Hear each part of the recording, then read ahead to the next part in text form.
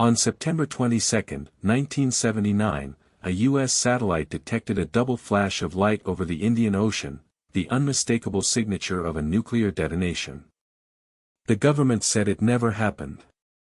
They buried the report. And for 40 years, the scientists who knew the truth were told to stay quiet. By the end of this, you'll know exactly what the Vela Incident was, who was almost certainly responsible, why 3 American presidents chose silence over truth, and why the full file still isn't open today. It's September 1979. The Cold War is at its most paranoid. The United States has a network of satellites called Vela. Their one job is to watch for nuclear tests anywhere on Earth. These aren't just cameras. They carry sensors called bangmeters, instruments so sensitive they can distinguish a nuclear flash from lightning, from meteor strikes, from anything natural that could mimic an explosion. On the morning of September 22, Vela Satellite 6911 registers exactly what it was built to detect.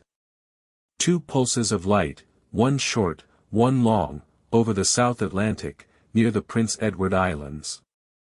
That double flash pattern is the fingerprint of a nuclear weapon. The signal goes up the chain.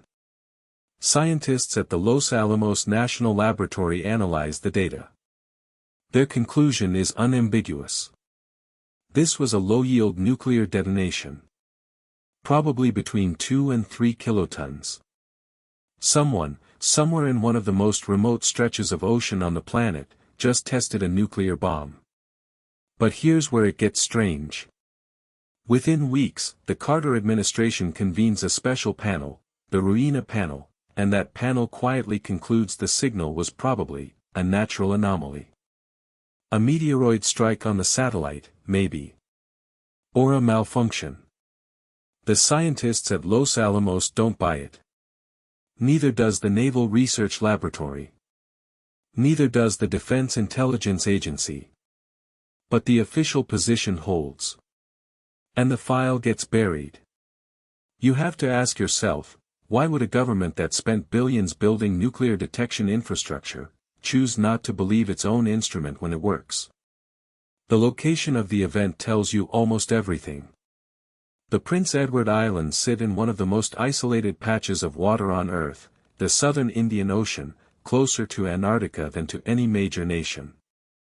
Nobody accidentally ends up there. If a nuclear device was detonated in that location, it was chosen deliberately for its remoteness. So who had both the motive and the capability? The short list is unsettling. In 1979, the acknowledged nuclear powers were the US, the Soviet Union, the UK, France, and China.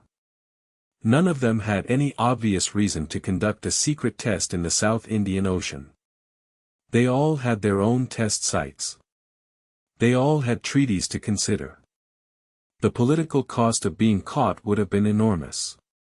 But there was one country that desperately wanted nuclear capability and had a clandestine weapons program that the world was only beginning to understand. South Africa. And there was another, Israel.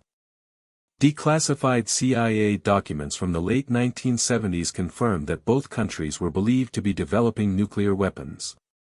More than that, intelligence reports suggest the two nations had an active military cooperation agreement. South Africa provided uranium. Israel provided technical expertise. A joint test. In the middle of nowhere. Timed for a moment when Cold War tensions would drown out any questions.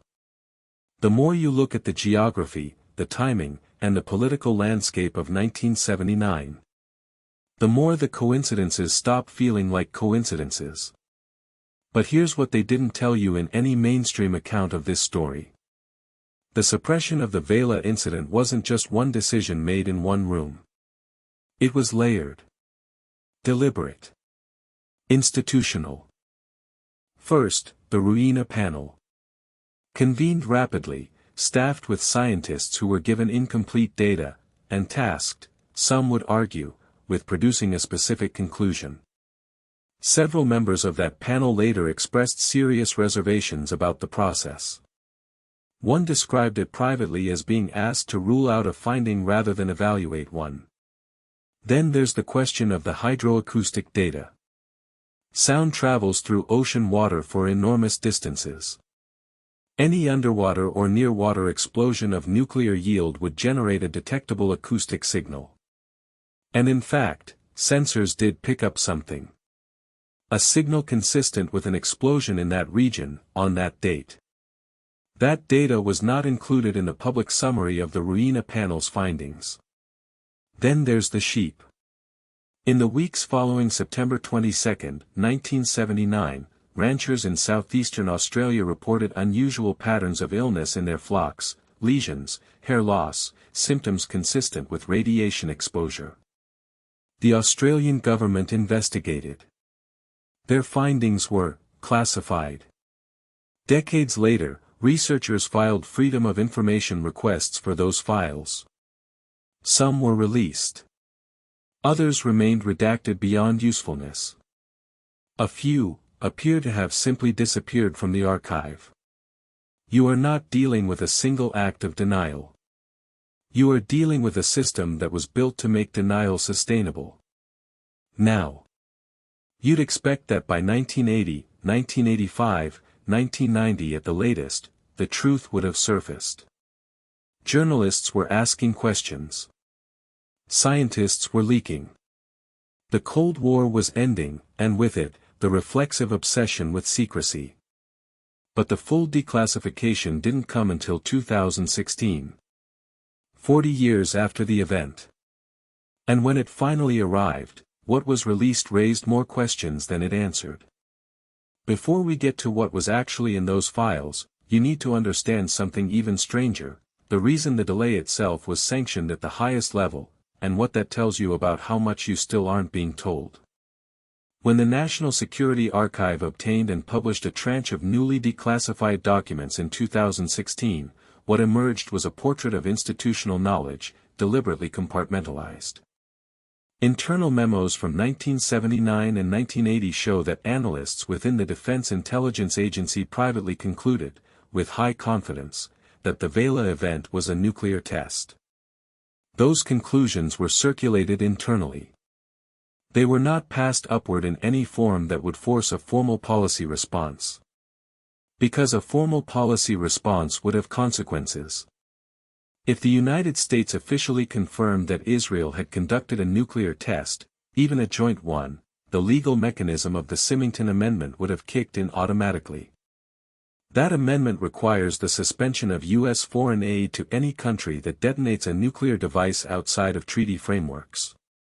In 1979, U.S. aid to Israel was a cornerstone of Middle East policy. The Camp David Accords had just been signed. The entire architecture of American influence in the region depended on that relationship.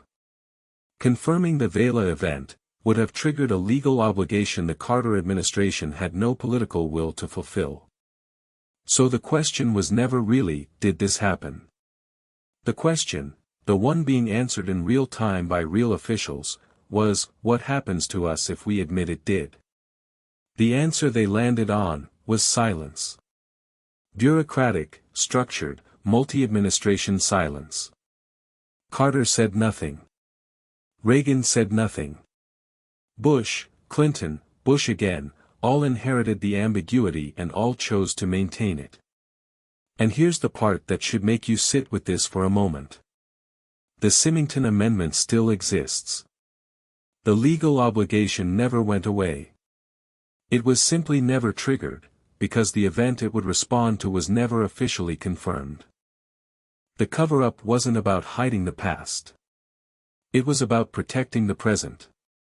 And then the future. And then the future after that. Here's where the story stops being history and starts being something you have to sit with. The Vela Incident established a template. Not just for this event, but for how nuclear ambiguity gets managed in the modern world. You don't have to deny. You just have to make official confirmation structurally inconvenient. You create a panel. The panel produces doubt.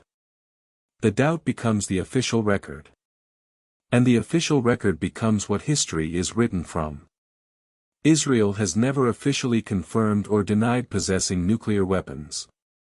That policy, known as nuclear opacity, has been in place since the 1960s. The Vela Incident is arguably the moment that policy was tested under real pressure, and held. Today, most serious analysts, including former government officials speaking on record, believe without meaningful reservation that Israel possesses somewhere between 80 and 400 nuclear warheads. That's not a fringe position. That's the mainstream assessment of the international non-proliferation community. But because it has never been officially confirmed, the legal framework that would require a response never activates.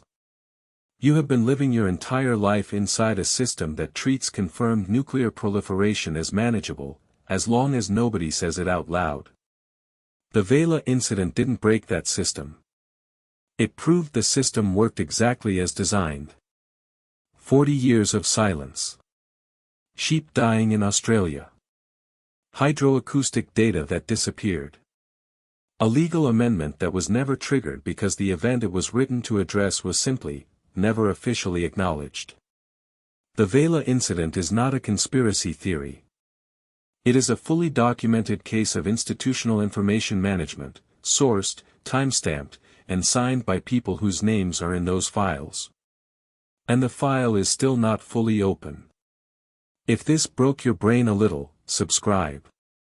We drop one of these every week. Next time, the man who single-handedly prevented a nuclear war in 1983, was quietly punished for it by the Soviet military, and died nearly unknown. His name was Stanislav Petrov. And the world has no idea how close it came.